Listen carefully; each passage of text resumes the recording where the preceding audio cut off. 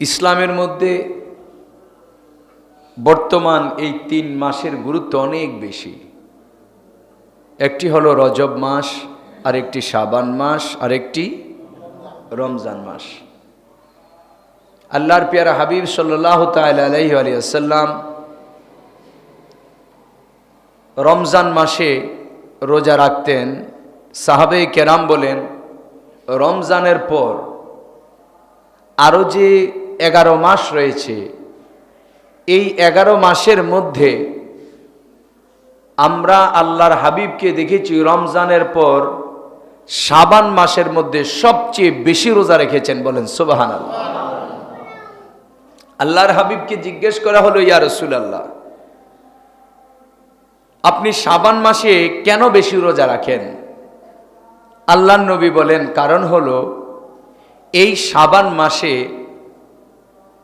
আল্লাহর কাছে বান্দার 1 বছরের আমলনামা জমা দেওয়া হয়। আগামী 1 বছরের ভিতরে কে মারা যাবে তার লিস্ট এই শাবান মাসের মধ্যে আজরাইলের কাছে জমা দেওয়া হয়।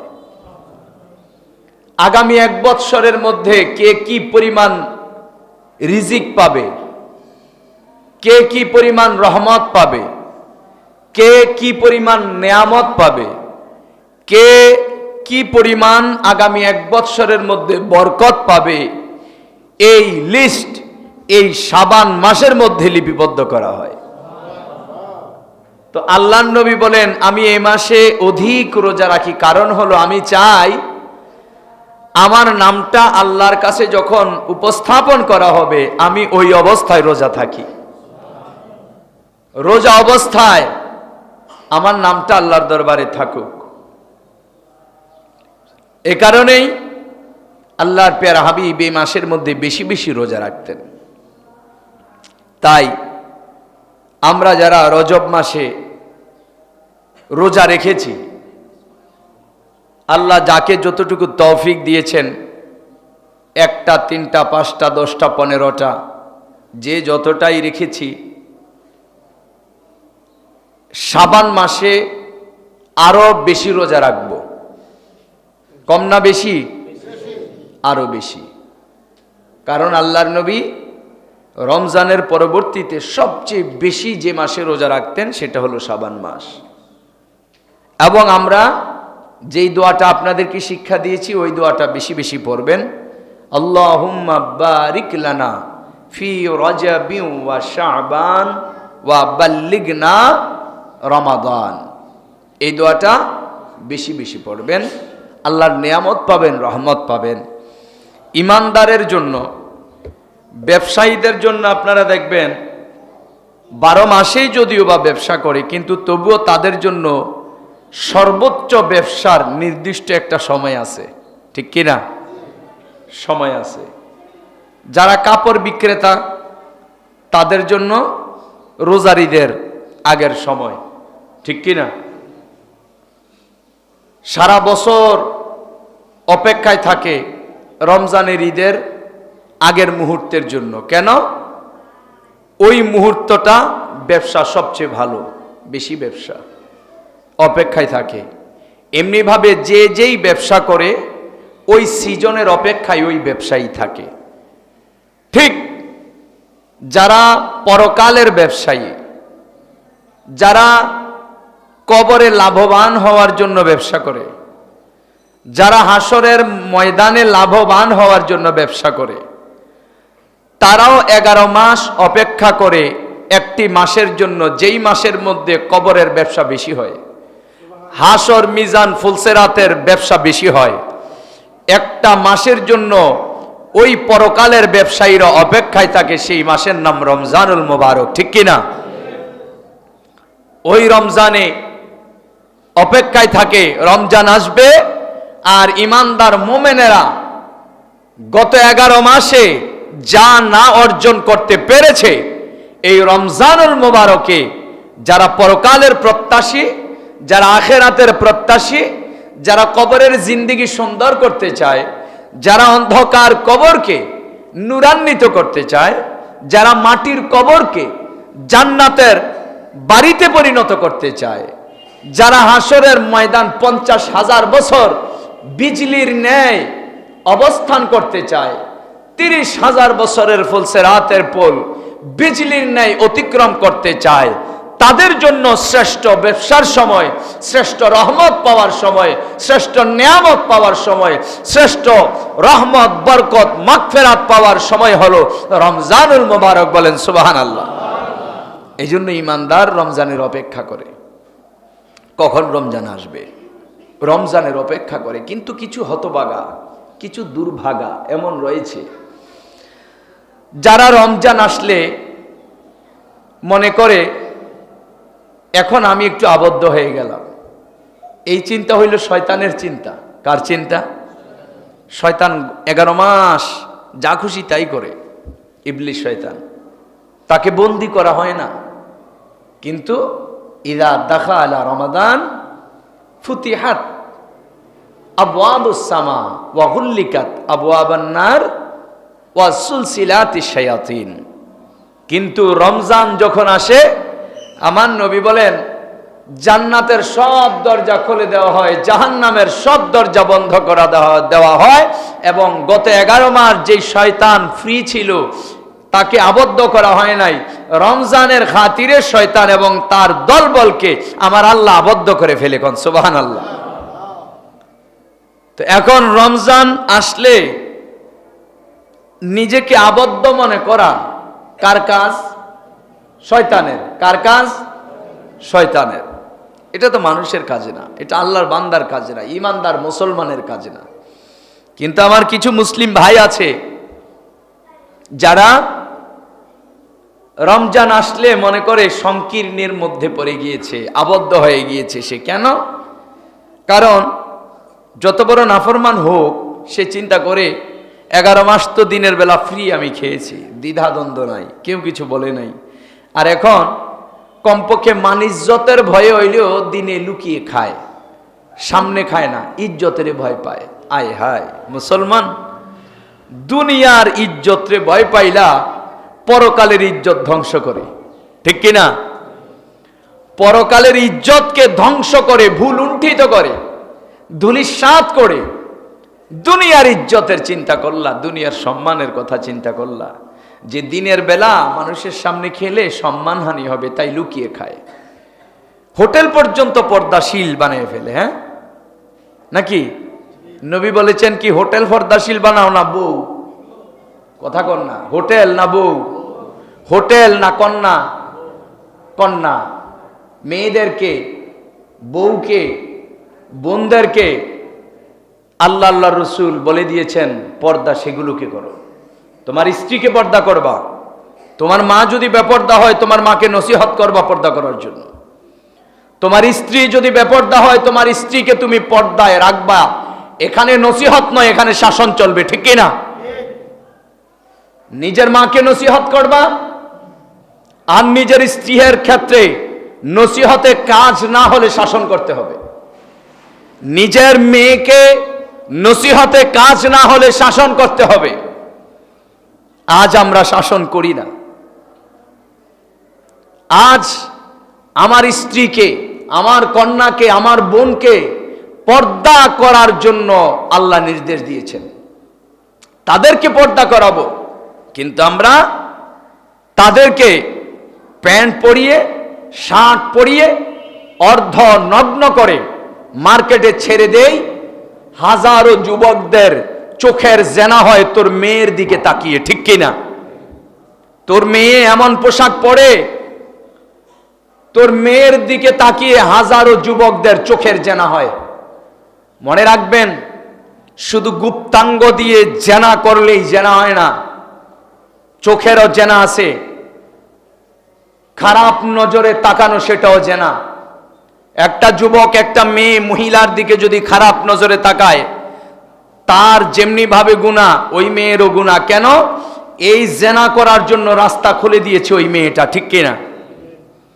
আল্লাহ রসুলের বিধান অনুযায়ী যদি সে রাস্তায় বের হতো, কালো বোরখা পরিধান করে যদি সে রাস্তায় বের হতো, তবে এই পাপের দরজা খোলা হতো না। ধর্ষণ, দেশ থেকে কমে যেত। ধর্ষণ করলেই ধর্ষণের জন্য ফাঁসি দেওয়া হয়। আমি বলবো, ধর্ষককে যদি ধর্ষণের জন্য ফাঁসি দেওয়া হয়, যেই মেয়ের দিকে কুলিপ্সা দিয়ে সে ধর্ষণ করতে উদ্বুদ্ধ হয়েছে, ওই মেয়েটা যেহেতু অর্ধনগ্ন হয়ে রাস্তায় বের হয়েছে, এই অপরাধে তাকে যাবজ্জীবন জেলে দেওয়া উচিত। তাকে জেলে দেওয়া উচিত। কেন? কারণ জেনার দিকে সে উদ্বুদ্ধ করেছে। একটা ছেলে মেয়েটাকে ধর্ষণ করার জন্য সে উদ্বুদ্ধ করেছে, যার কারণে প্রতিটা ধর্ষণের পিছনে মনে রাখবেন, ধর্ষক যেমনি ভাবে দায়ী, যাকে ধর্ষণ করা হয়েছে 50% ওই মেয়ে দায়ী। এটা সত্য, মানেন কিংবা না মানেন, এটাই বাস্তব। আজ তোরে যদি ছেলেটা নাই দেখতো, তোর সৌন্দর্যের প্রতি যদি আকর্ষণ নাই হতো, তবে তো সে কখনো তোকে ধর্ষণ করার জন্য এগিয়ে যেত না। কারণ তুই কি সুন্দর না অসুন্দর, লাবণ্যময়ী কিনা, অতি মায়াবী কিনা, সেই খবর তো সে জানেই না। সে তো জানেই না। সে জেল জরিমানার ভয় না করে তোকে কখন ধর্ষণ করতে চায়। সে ইজ্জত সম্মানের কথা চিন্তা না করে কখন তোকে ধর্ষণ করতে চায়, যখন তুই ঊর্ধ্বলঙ্গ হয়ে তার সামনে দিয়ে ঘোরাফেরা করিস, তখন শয়তান তাকে ওয়াসওয়াসা দেয়। শয়তানের কুমন্ত্রণায় দুনিয়াদারি ভুলে যায়, তোর সৌন্দর্যের মোহে পড়ে, তোকে পাওয়ার জন্য তার বিবেক লেস হয়ে যায়, বিবেক শূন্য হয়ে যায়, তখনও সে ধর্ষণের দিকে আকৃষ্ট হয়। এ কারণেই আমি বলেছি যে প্রত্যেকটা ধর্ষণের পিছনে ধর্ষক যেমনি ভাবে দায়ী, যাকে ধর্ষণ করা হয়েছে তেমনি ভাবে সেও দায়ী। সুতরাং আমাদের মেয়েদেরকে আমরা পর্দা করতে হবে, আমাদের স্ত্রীদেরকে আমরা পর্দা করতে হবে। আশ্চর্য হই, বেটা মুখে তোমার দাড়ি, তুমি পাঞ্জাবি সারা রাস্তায় বাইর হও না, তোমার বিবি পশ্চিমাদের মতো চলাফেরা করে। তুমি নামাজ পড়তে আসো আর তোমার মেয়ে প্যান্ট পরে মার্কেটে যায়। তোর মতো নামাজির উপরে দুর্ভোগ। তোমার মতো নামাজিকে আমার আল্লাহ পছন্দ করেন না। তোমার মতো নামাজি ব্যক্তির নামাজের পাগল আমার আল্লাহ না। তোমার মতো এবাদতকারীর এবাদতের মুখাপেক্ষী আমার আল্লাহ না। গোটা পৃথিবীর একটা বান্দাও যদি আল্লাহর ইবাদত না করে, আল্লাহর অসুবিধা আছে? গোটা কুল কায়নাত, আল্লাহর সৃষ্টি জগৎ, ফেরেশতা বলেন, মানুষ বলেন, জিন বলেন, গাছপালা তরুলতা বলেন, কীট পতঙ্গ বলেন, আমার আল্লাহরে যদি না ডাকে, আল্লাহর বন্দিগি যদি না করে, আল্লাহর শান শওকতের কোনো অসুবিধা হবে? আল্লাহ কেন? আল্লাহ বলে, আমার ইবাদতের জন্য আমার বন্ধু যথেষ্ট, আর আমার বন্ধু দয়াল নবীজির দুরুদে মুস্তফার জন্য আমি স্বয়ং আল্লাহ যথেষ্ট। সুতরাং আপনার মতো ইবাদতকারীর ইবাদত আমার আল্লাহ প্রয়োজন নেই। আল্লাহ আপনার ইবাদতের মুখাপেক্ষী নয়। আপনি তাসবিহ হাতে নিয়ে মসজিদে চলে এসেছেন, মেয়েটাকে প্যান্ট পরিয়ে মার্কেটে ছেড়ে দিয়েছেন। আপনি রমজানে তারাবি পড়ার জন্য চলে এসেছেন, আর আপনার স্ত্রী আর মেয়েকে মার্কেটে পাঠিয়ে দিয়েছেন অর্ধনগ্ন করে। এই তারাবি জানি না আল্লাহর দরবারে কতটুকু কবুল হয়। এই নামাজ জানি না আল্লাহর দরবারে কতটুকু কবুল হয়। তবে আমি যতটুকু পড়াশোনা করেছি, আমার জ্ঞান বলে, আমার বিবেক বলে, এই সমস্ত এবাদতকারীর এবাদত আমার আল্লাহ চায় না। আমার আল্লাহ চায় না। আল্লাহ তো বলেই দিয়েছেন, তুমি নিজকে জাহান্নামের আগুন থেকে বাঁচো, সাথে সাথে তোমার আহাল পরিবারকে বাঁচাও, তোমার পরিবারকে বাঁচাও। খুবই অবাক লাগে, অনেক সময় দেখি মা খুব পর্দাশীল, মা কালো বোরখা পরে আছে, মার দিকে তাকাইলে মনে হয় যেন তিনি নবীজির আদর্শের উপরে আছেন। কিন্তু মায়ের সাথে যে যুবতী মেয়েটা দাঁড়িয়ে আছে, সম্পূর্ণ মুদ্রার এপিট আর ওপিট, আকাশ পাতালে পার্থক্য মা মেয়ে। মা কালো বোরখা পরে সুন্দরভাবে আছে, কিন্তু মেয়েটার দিকে তাকালে দেখা যায় জিন্সের প্যান্ট পরে আছে। মেয়েটার দিকে তাকালে দেখা যায় চুল লাল রং করে রাখছে। মেয়েটার দিকে তাকালে দেখা যায় একটা ফতুয়া পড়ে আছে। মেয়েটার দিকে তাকাইলে দ্বিতীয়বার যারা আল্লাহর ভয়, যাদের হৃদয়ে বিন্দু পরিমাণ আল্লাহর ভয় আছে, যদিও ভুলেও ওই মেয়েটার দিকে একবার নজর পড়ে, সে দ্বিতীয়বার আর তাকানোর সাহস করবে না, শুধু আল্লাহর ভয়ে। কেন? কারণ মেয়েটা এত খারাপ অবস্থা, ইহুদি খ্রিস্টানের পোশাক পরে আছে। এই মেয়েদের দিকে তাকালে যে কোনো কারো চোখের জেনা হবে, যে কোনো কেউ খারাপ কাজ করতে মন চাইবে, বাঘাটে যারা তারা মন চাইবে ধর্ষণ করতে। সুতরাং এই মেয়ের পোশাক এই অবস্থা, অথচ মেয়ের মা সুন্দর বোরখা পরে আছে। এই বোরখাওয়ালি হয়ে লাভ আছে? কোনো লাভ নাই। তুমি কেমন মা? নিজে বোরখা পরে আছো কালো, তোমার মেয়েটারে বোরখা পরাইতে পারো না? তোমার মেয়েটাকে বোরখা পরাইতে পারো না? কেমন মেয়ে, কেমন শিক্ষা দিলা তুমি? তোমার কথা যদি নাই শোনে, কেমন মেয়ে তুমি জন্ম দিলা? এই ধরনের মা, এই ধরনের বাবা, কিছু মনে করবেন না। কুকুর চিনেন আপনারা? কুকুর বলেন না, কুকুর চিনেন? কুকুরের মধ্যে আর এই ধরনের বাবা মার মধ্যে পার্থক্য নাই। রাগ করেছেন অনেকে, জানি। কেন বললাম এটা? কুত্তা বিয়ায়, কুকুরের ছানা প্রসব করে না? প্রসব করে। তো এগুলো কি করে? প্রসব করে ছেড়ে যায়। এই ছানাগুলো নিজের মতো করে বড় হয়, যা পায় তাই খায়, যেভাবে খুশি চলাফেরা করে। তো দেখো, কুত্তার স্বভাবটা তো তোমার মধ্যে রয়ে গেল। তুমিও সন্তান জন্ম দিছো, কুত্তাও সন্তান জন্ম দিছে। কুত্তা সন্তান জন্ম দিয়ে যেমন কুত্তার সন্তানের খবর নেয় না, ঠিক তুমিও তো তোমার সন্তানের জন্ম দিয়ে খবর নিলা না। সন্তানটা কি গাঁজা খাচ্ছে, না মদ খাচ্ছে, না ইয়াবা খাচ্ছে? সন্তানটা কি আল্লাহওয়ালার সাথে বন্ধুত্ব করেছে, না শয়তানের অনুসারীদের সাথে বন্ধুত্ব করেছে? খবর রাখো না। রাত 12টায় বাসায় আসলে জিজ্ঞেসও করো না তুমি কই ছিলি 12টা পর্যন্ত। তোমার মেয়ে পর্যন্তই, কি আধুনিক যুগ চলে আসলো, মেয়ে পর্যন্ত রাত 12টায় চলে আসে বাড়িতে, অথচ বাবা মা জিজ্ঞেসও করে না মা কই ছিলি। তোমার ছেলেকে, তোমার মেয়েকে কলেজে পাঠালা, একটাবার জিজ্ঞেসও করলা না, বা খবরও রাখলা না যে ঠিক মতো কলেজে সে যায় কিনা। প্রাইভেটে পাঠালা, প্রাইভেটে সে ঠিক মতো যায় কিনা কখনো একটা বারও তুমি তল্লাশি চালাইলা না, একটা বারও খবর নিলা না। তো বলো তো, তোমার মধ্যে আর ওই কুকুরের মধ্যে পার্থক্যটা রইল কই? আরে মানুষ তো মনুষ্যত্বের কারণে মানুষ, মানুষ তো বিবেকের কারণে মানুষ, মানুষ তো আদর্শের কারণে মানুষ। জন্ম সৃষ্টি জগতের সবকিছু দেয়, কুকুর, বিড়াল, ছাগল সবকিছু জন্ম দেয়। সরীসৃপ প্রাণী, পানির ভিতরে যে প্রাণী আছে সেটাও জন্ম দেয়, জলে স্থলে উভয় জায়গাতেই জন্ম দেয়। কিন্তু পার্থক্য মানুষের মধ্যে আর অন্যান্য প্রাণীদের মধ্যে কি? পার্থক্যটা হলো মানুষ জন্ম দিয়ে ছেড়ে দেয় না, মানুষ জন্ম দিয়ে নবীর আল্লাহর আদর্শের উপরে সন্তানদেরকে পরিচালিত করে, ভালো পথে পরিচালিত করে, আদর্শ শিখায়, বিবেক শিখায়, জ্ঞান দেয়। কিন্তু প্রাণীরা সেটা দিতে পারে না, কারণ প্রাণীদের তো জ্ঞান নেই। তো আপনার মধ্যে আর সেগুলোর মধ্যে পার্থক্যটা রইল কই? আপনি মনে করেন যে আমি দাড়ি রেখেছি, আমি হাজী সাহেব হয়েছি, হজ করেছি, আমার তো দাড়ি আছে, আমি তো নামাজে যাই। আপনার স্ত্রী মনে করে আমি তো কালো বোরখা পরি, আমি তো আর পরপুরুষকে চেহারা দেখাই না, আমি মুক্তি পাবো না। অসম্ভব। মুক্তি পাওয়া এত সহজ না। আপনি যদি মুক্তি পেতে চান, হাসরে মনে করবেন না যে শুধু আপনার সম্পর্কেই প্রশ্ন করা হবে। হাসরে আপনার সম্পর্কেও প্রশ্ন করা হবে, আপনার অধীনস্থ যারা ছিল তাদের সম্পর্কেও আপনাকে প্রশ্ন করা হবে। আপনার অধীনস্থ কে? আপনার স্ত্রী। আপনার অধীনস্থ কে? আপনার মেয়ে। আপনার অধীনস্থ আপনার ছেলে। আপনার ছেলে যদি দুনিয়ায় থাকে কুকর্ম করে, আপনার মেয়ে যদি দুনিয়ায় থাকাকালে কুকর্ম করে, আপনার বিবি যদি দুনিয়ায় থাকাকালে কুকর্ম করে, এই প্রশ্নের সম্মুখীন হতে হবে হাসরের ময়দানে আপনাকে। শুধু তাই নয়, আপনি যদি বড় ভাই হন, আপনার বোন যদি বেপরদায় চলে, অন্যায় পথে চলে, গুনাহের পথে চলে, আপনি ভাই হিসেবে আল্লাহর কাঠগড়ায় দাঁড়াতে হবে।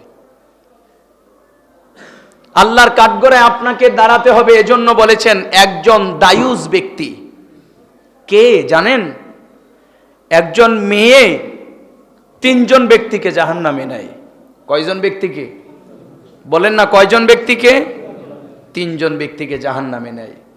একটা মেয়ে যদি উল্টাপাল্টা চলে, জাহান্নামের পথে চলে, এই মেয়েটার কারণে 1 নাম্বার তার বাবা জাহান্নামে যাবে, 2 নাম্বার স্বামী থাকলে স্বামী জাহান্নামে যাবে, 3 নাম্বার তার ভাই থাকলে ভাই জাহান্নামে যাবে।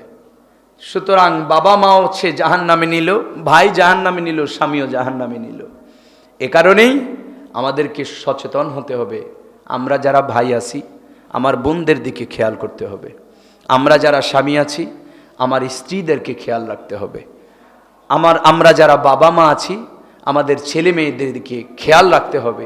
তবেই তো আসমান থেকে রহমত নাজিল হবে, তবেই তো আমরা নিয়ামত পাবো। আল্লাহর কাছে মুনাজাত ধরলে চোখের পানি ফালানো লাগবে না। আমি যদি ভালো পথে চলি, আমার ফ্যামিলি পরিবারকে যদি ভালো পথে চালাই, আমার আল্লাহকে মনে মনেও যদি একটা দরখাস্ত করি, ওই দরখাস্তটাও আল্লাহর দরবারে কবুল হয়ে যাবে। অথচ আমরা দরখাস্ত একটার পর একটা করি, কিন্তু মেয়ের উল্টা পথে চালাই, ছেলের উল্টা পথে চালাই। ছেলে গাঁজা খাচ্ছে জানি, কিছু বলি না, আমার মেয়ে উল্টা পাল্টা চলে, কিন্তু আল্লাহর কাছে বারবার চাই, আল্লাহ এটা দাও ওইটা দাও, দেয় না। দোষী কে? আল্লাহ। কেন দেয় না? আরে বেটা দোষী তো তুই, ঠিক কিনা বলেন? কিছু পেতে হলে তো সেই জিনিসটা পাওয়ার যোগ্যতা অর্জন করতে হয়, ঠিক কিনা বলেন? যোগ্যতা থাকতে হবে তো পেতে হলে। তো তোমার মধ্যে তো যোগ্যতাই নাই, পাবে কেমন করে? তুমি দুনিয়া তো ঠিকই বুঝলা, চকবাজার একটা দোকান নেবা, আপনার সংগ্রাসের একজন ফকির কই আমি দোকান নেব, আপনারা সবাই শুনে খিলখিল খিলখিল করে হাসতে লাগলেন। কেন? তোর বেটা যোগ্যতা আছে নাকি চকবাজার দোকান নেওয়ার? তো এটা বুঝলেন যে ফকির, তুই চকবাজার কান্দির পার কেমন করে দোকান নিবি? এটা তো হাস্যকর ব্যাপার, এই দরখাস্ত ক্যান্সেল। কিন্তু একজন বড় লোক শিল্পপতি যদি বলে যে আমি কান্দির পার বড় মার্কেটে দোকান নেব, নিজেই কিনে ফেলবো, আপনি বলবেন এটাই সম্ভব। কেন? যোগ্যতা আছে কান্দির পার দোকান নেওয়ার মতো, তোমার যোগ্যতা আছে। তো আপনি দুনিয়ার যে কোনো কিছুর ক্ষেত্রে পেতে হলে, অর্জন করতে হলে যোগ্যতা লাগে, সেটা বুঝলেন। কিন্তু আল্লাহর রহমত, আল্লাহর নেয়ামত, আল্লাহর বরকত পেতে হলে যোগ্যতা থাকতে হবে, সেটা কেন বুঝলেন না? সেটা আপনি কেন বুঝলেন না? সেটা বুঝতে হবে। আপনি যদি কিছু না পান, মনে রাখবেন সেটার জন্য আপনি নিজেই দায়ী। আপনি যদি কিছু না পান, সেটা আপনি দায়ী সেটার জন্য। প্রিয় ভাইয়েরা, আপনাদেরকে বলতে চাই, সামনে আসতেছে মহাপবিত্র রমজানুল মোবারক, ঠিক কিনা? রমজান আসতেছে। এই রমজান মাসে যেই প্রসঙ্গে এতগুলো কথা বললাম, এই রমজান আসলে কিছু মানুষ মনে করে আমার জীবনটা 1 মাসের জন্য আবদ্ধ, আর কিছু মানুষ মনে করে এই 1 মাস আমার জীবনের জন্য অর্জন যদি করতেই হয়, এই রমজান হচ্ছে অর্জন করার শ্রেষ্ঠ মাস, ঠিক কিনা? আজ ওই মানুষগুলো মনে করে এই মাসে তো আমি আবদ্ধ হয়ে গিয়েছি, এখন আর খোলামেলা খাওয়া যাবে না। হোটেল মালিক কই? পর্দা লাগাও। বউ কই? বেপর্দা। হোটেলের মালিক কই? পর্দা লাগাও। মাইয়া কই? বেপর্দা। বউরে পর্দা লাগায় না, মাইয়ারে পর্দা লাগায় না, হোটেলে কিন্তু পর্দা ঠিকই লাগায়। জাহেল কত বড় ভেবেছেন? কেমন জাহেল জানি না, এখানে হোটেলের মালিক আছে কিনা, যদি থেকে থাকেন বলবে এই সমস্ত জাহেলত থেকে তওবা করুন, আল্লাহর কাছে ক্ষমা চান, আল্লাহর কাছে। হোটেলে যে পর্দা লাগাইলেন, এই গুনার রাস্তা খুলে দিলেন আপনি, হোটেলের মালিক। রমজানে প্রথম রোজায় হোটেলে পর্দা লাগাইছেন আপনি, দ্বিতীয় রোজায় যদি মারা যান, এই গজবের একটা কাজ করে মরে গেছেন, কবরে গেছেন। গজব তো চলতেছে, আপনার ছেলেরা চালাবে এই হোটেল, ঠিক কিনা? এই গজবের দরজা খুলে দিয়েছেন, কবরের মধ্যে ভয়াবহ জাহান্নামের আগুন জ্বলবে আপনার। তো কার জন্য এই হোটেলে পর্দা লাগাইলেন? কার জন্য লুকিয়ে লুকিয়ে হোটেলে ঢুকে খেলেন? আপনার কাছে দুনিয়ার খাবার দামি না জান্নাতের খাবার দামি? জান্নাতের খাবার দামি। আল্লাহ কয়, তুই যদি আমারে খুশি করে কবরে আসতেই পারস, ওয়াহুম ইউরজাকুন, কোরআন শরীফ। আল্লাহ বলেন, আমাকে খুশি করে যদি কবরে আসতে পারো, তবে কবরের মধ্যে তোর ছেলে মেয়ে আসবেই না। এখন কি যে যোগ আসলো বুঝি না। আমি দেখেছি, আমি ছোটকাল থেকে আমি দেখেছি, আমার বাবা আমার দাদা অনেক আগে মারা গেছে, আমার দাদার কবর সব সময় এই ছেলেগুলা দেখি ঈদ আসলে কি এর কবর জিয়ারত, কিসের কি, এগুলো শুধু আতশবাজি, শুধু আনন্দ উল্লাস নিয়ে ব্যস্ত থাকে। বাবা কবরে শুয়ে আছে, আজকে বাবার খবর নেয় না। মা কবরে শুয়ে আছে, মার কবর একটু জিয়ারত করে না। তোর বাবা মায়ের কবরটা জিয়ারত করতে তোর কতক্ষণ সময় লাগবে? তুই বুঝোস না কেন? তোর বাবা মা তোর কাছে তো দন চায় না। এই যে তোর যেই বাড়িতে থাকছি সেটা তোর বাবার, তোর মায়ের। যেই জমি জামা সম্পদ যতটুকুই আছে এগুলো তোর বাবা মা তোকে দিল। তোর বাবা মা তো চায় না কবর থেকে বলেন এগুলো আমায় দিয়ে দে, শুধু এটুকুই বলে, বাবারে আমি তো কবরে চলে এসেছি, আমার জন্য একটু দোয়া কর, একটু কোরআন তিলাওয়াত কর, সূরা ইখলাস পড়, সূরা ফাতিহার পড়, আমার কবরে এসে একটু জিকির আজকার কর, আমার জন্য একটু দোয়া কর। এটাই তো চাই। তো আপনারা সন্তানটা যদি এটাই না পারেন, আপনি মনে রাখবেন এর চেয়ে করুণ অবস্থা আপনি কবরে গেলে আপনার জন্য অপেক্ষা করতেছে। এর চেয়ে ভয়াবহ অবস্থা আপনি কবরে গেলে আপনার জন্য অপেক্ষা করছে। আপনি যদি বছরে একবার গিয়েছেন, আপনার সন্তান একবারও যাবে না, আপনার সন্তান একবারও যাবে না। এমন সময় আসে সন্তান কবরের চিহ্ন ভুলে যায়। অথচ আল্লাহ বলেন, বান্দা আমাকে যদি খুশি করে, আমার পেয়ারা হাবিবকে খুশি করে যদি কবরে আসতে পারো, আমি আল্লাহ ঘোষণা দিচ্ছি তোর সন্তান কবরেই আসে না, তোর খবরই নেয় না, তোর কবরের চিহ্ন ভুলে যায়, খাবার দেওয়া তো প্রশ্নই আসে না। আর আমি আল্লাহকে খুশি করে কবরে আসলে তোর কবরের মধ্যে আমি নূরের ফেরেশতা দিয়ে জান্নাত থেকে 3 বেলা খাবার তোর কবরে পাঠিয়ে দেব। কত দয়াবান আমার আল্লাহ, কত মেহেরবান আমার আল্লাহ। সে আল্লাহর খুশি চাই না আমরা, সেই আল্লাহকে আমরা সন্তুষ্ট করতে চাই না। সে আল্লাহকে সন্তুষ্ট করার সর্বোত্তম মাস আসতেছে, সেটা হচ্ছে রমজান মাস। আপনারা বিগত বৎসরে যারা রমজানের রোজা ভেঙ্গেছেন, আল্লাহর কাছে তওবা করুন, আল্লাহর কাছে ক্ষমা চান। আল্লাহ ক্ষমাকারী, আল্লাহ বড়ই দয়ালু, আল্লাহ অতি মেহেরবান, আল্লাহ অতি মেহেরবান। ভালোবাসাকে 100 ভাগের 1 ভাগ আমার আল্লাহ পৃথিবীর মানুষের মধ্যে দিয়েছেন, 99 ভাগ আল্লাহ নিজের জন্য রেখে দিয়েছেন। আল্লাহ এই ভালোবাসা তুমি কি করবা, রেখে দিলা কেন? আল্লাহ বলি এই ভালোবাসা আমি রেখে দিয়েছি আমার গুনাহগার বান্দাদের মাঝে বন্টন করার জন্য।